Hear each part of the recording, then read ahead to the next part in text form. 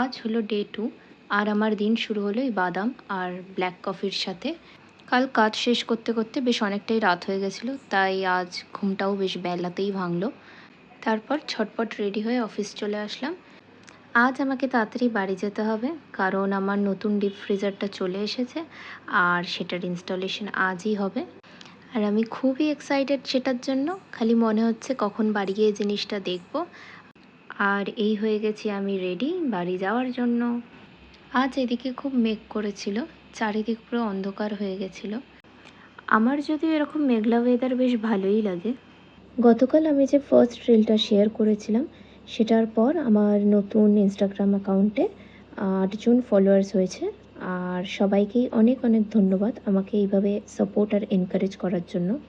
Finally আমি চলে এসেছি আর এসেই দেখি আমার ফ্রিজার রেডি, ইনস্টলেশন কমপ্লিট। এখন শুধু শুরু করার অপেক্ষা। এক একটা করে দিন যাচ্ছে আর আমার মনে হচ্ছে রোজই যে I am one step closer to my new journey. আর খুবই এক্সাইটেড এটার জন্য।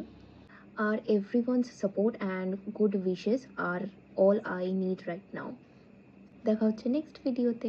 Bye bye.